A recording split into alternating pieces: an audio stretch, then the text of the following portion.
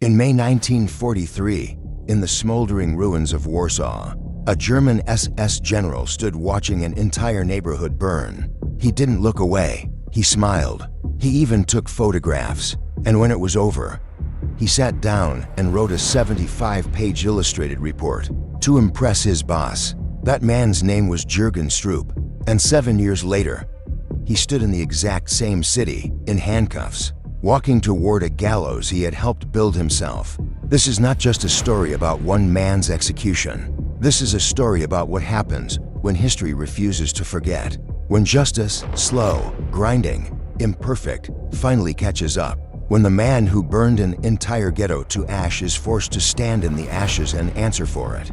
Most people have never heard the name Jürgen Stroop. That's a mistake, because understanding who he was, what he did, how he thought, and how he died tells you something terrifying and essential about how ordinary men become monsters and how monsters are brought down. Stay with me, because this story has layers you will not see coming. Not in the history books, not in the documentaries. We're going all the way down. If you're new here, welcome to X History. We don't do surface level. We go deep, we go dark, and we go real. Hit subscribe and the bell, because this channel drops the stories history tried to bury. Now let's get into it. Joseph Gerhard Stroop was born in 1895 in a small German town called Detmold. His father was a local policeman. Quiet family, Catholic upbringing, completely unremarkable. And that right there is what should terrify you, because there was nothing in his early life that screamed future war. Criminal, nothing at all. He was drafted into World War I as a teenager, fought in the trenches, came back. The Germany he returned to was broken, humiliated by the Treaty of Versailles, strangled by economic collapse, angry in ways that had no clean outlet. Stroop found his outlet. He joined the Nazi Party in 1932, 1 year before Hitler took power. He wasn't a follower who got swept up in a movement. He was an early believer. Here's the part that doesn't get talked about enough. Stroop wasn't a genius. He wasn't ideologically brilliant. He wasn't Himmler-level calculating. He was, by most accounts, aggressively average. He was ambitious, obedient, and deeply hungry for approval from men above him. And that combination, in the Nazi machinery, was more dangerous than brilliance ever was. He climbed through the SS ranks steadily, not with talent, with loyalty, with absolute, unquestioning willingness to do whatever was asked. And by 1943, that willingness was about to be tested in the most extreme way possible. Because in April of that year, in the heart of German-occupied Warsaw, something unexpected happened. Something that shook the entire Nazi high command. Something they thought was impossible. The Jews of the Warsaw Ghetto, starving, trapped, with almost no weapons, decided to fight back. And Himmler sent Jürgen Stroop to end it. Quickly, quietly, completely. What happened next would define and ultimately destroy him. But first, you need to understand exactly what the Warsaw Ghetto was, because nothing about what Stroop did makes sense until you see what had already been done to the people inside those walls. By 1940, the Nazis had sealed for 100,000 Jewish people inside a few square kilometers of Warsaw. They called it a ghetto. What it really was a slow-motion death sentence. Food rations were kept deliberately below survival level. Disease spread without medicine. People died on the streets every single morning, and their bodies were collected like garbage. The Nazis weren't just killing people, they were engineering despair. And then the deportations began. Between July and September 1942, in just 2 months, over 150,000 people were taken from the Warsaw Ghetto and sent to Treblinka extermination camp. The survivors who remained understood exactly what the trains meant. They had no illusions left. And that, paradoxically, gave them something dangerous. It gave them nothing left to lose. A young resistance organization called the ZOB, the Jewish Combat Organization, had been secretly gathering pistols, grenades, and homemade bombs through underground networks. Their leader, Mordecai Anilovich, was 23 years old. 23. And he looked the Nazis in the eye and said, "We will not go quietly." On April 19, 1943, the eve of Passover, the SS entered the ghetto expecting a routine operation. What they got instead was ambush. Fighters opened fire from rooftops and bunkers. German soldiers scrambled for cover. Within hours, the SS was forced to retreat. The mighty Nazi war machine, beaten back by a few hundred starving fighters with pistols. The entire Reich was humiliated. That same day, Himmler made a phone call, and Jürgen Stroop picked up. Stroop arrived in Warsaw on April 20th, Hitler's birthday. No less, with tanks, artillery, flamethrowers, and over 2,000 troops. His orders were simple: liquidate the ghetto, completely, permanently. He was told it should take 3 days. What followed instead lasted 28 days, and it forced Stroop to do something the Nazis almost never had to do against Jewish civilians. He had to actually fight. Stroop's solution, when he couldn't root the fighters out, was to burn. Building by building, block by block, he ordered his men to set fire to every structure systematically. Families hiding in basement bunkers were forced to choose between fire and bullets. The smoke over Warsaw was visible from kilometers away, and Stroop, he watched from the street, calm, composed, occasionally dictating notes for his daily reports to Himmler. Those reports, and this is the detail that would eventually hang him, were meticulous. Stroop documented everything: casualty counts, weapons seized, bunkers destroyed. He even had photographs taken, hundreds of them. And when it was all over, he compiled them into a bound leather report, titled with staggering arrogance, "The Jewish Quarter of Warsaw is no more." He had it printed in 3 copies, one for Himmler, one for his own archive, and one that he apparently just kept as a souvenir. That document, his own proud record of mass murder, would become the single most damning piece of evidence ever used against a Nazi war criminal at trial. He wrote his own verdict. He just didn't know it yet. When Germany collapsed in May 1945, Stroop did what many SS officers did. He tried to disappear. He changed into civilian clothes, used a false name, and blended into the chaos of a defeated nation. For a few months, it almost worked, but American intelligence was already building lists, and Stroop's name was near the top. He was arrested in May 1945 by US forces, and here is where the story takes a turn that no screenwriter would dare invent.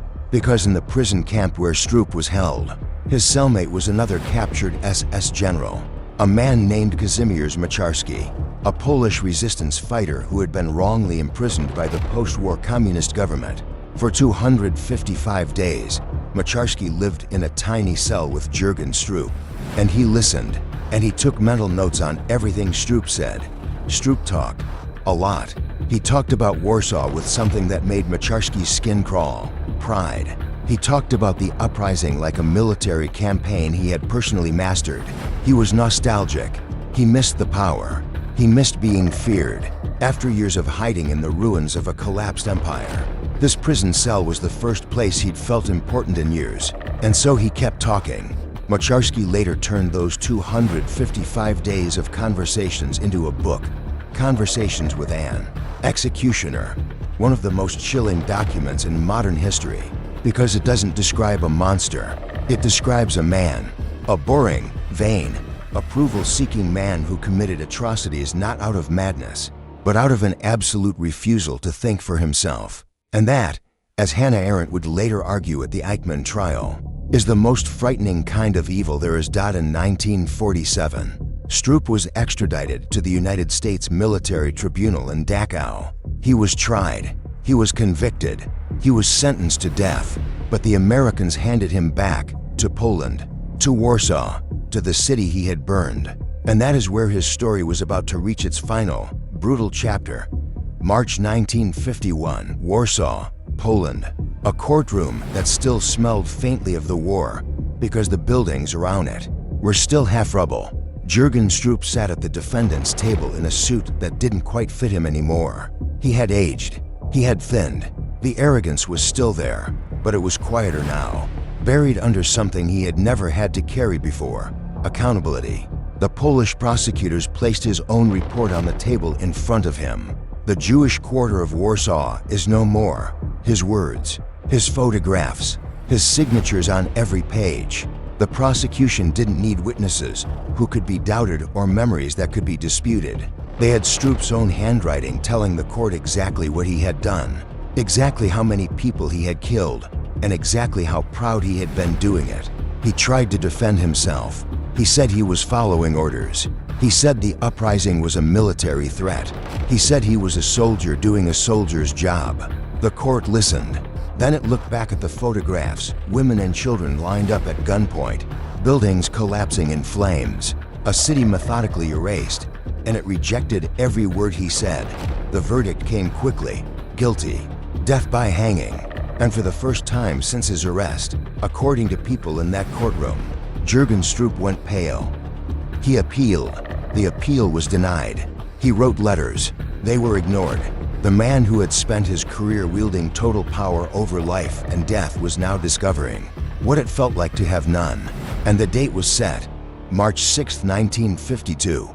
The execution took place at Ghetto prison in Warsaw. Early morning, cold. The kind of gray Polish morning that feels like the sky itself has lost interest. Stroop was taken from his cell and walked through the prison corridors toward the courtyard, where the gallows had been erected. Every step he took was through a building, in a city, that he had ordered destroyed. There were witnesses present, officials, guards, a small number of journalists. No crowds, no ceremony. This was not a spectacle. It was a legal conclusion. And that restraint, that quiet, procedural finality, made it more powerful than any public execution could have been. Stroop was asked if he had any final words. Accounts differ on exactly what he said, or whether he said anything coherent at all. What the witnesses agreed on was this: he did not break down. He did not weep. He did not beg. But he also did not die the way a man dies who is at peace with himself. There was something in his face in those final moments, a tightness, a stillness that people who were there never quite forgot. The rope was placed around his neck. The trap opened, and Jürgen Stroop, SS General, destroyer of the Warsaw Ghetto, author of his own damnation, was gone. He was 56 years old, the same age, roughly, as many of the survivors of the ghetto he had burned. No gravestone was erected, no memorial. His body was buried in an unmarked location. History gave him exactly the anonymity he had spent his entire career denying to others. Here is what I want you to sit with before you close this video. Jürgen Stroop was not a uniquely evil genius. He was not a supervillain born with darkness in his blood. He was an average man with average intelligence, average ambition, and an average need to feel important, who found a system that rewarded obedience over conscience. And he said yes, every single time. He said yes. The Warsaw Ghetto uprising lasted 28 days. Against tanks, against flamethrowers, against one of the most powerful military machines in history. The fighters, most of them teenagers and young adults, held on for nearly a month with pistols and homemade bombs. They didn't win militarily. They couldn't, but they won something more permanent. They chose how their story ended, and the world remembered. Mordecai Anilovich, the 23-year-old who led the resistance, died in the uprising. His last known letter, written as the ghetto burned around him, said, "The dream of my life has been fulfilled. I've lived to see Jewish self-defense in the ghetto in all its greatness and glory." He was gone before the summer, but his name, unlike Stroop's, is carved into history, into monuments, into schools named after him across the world.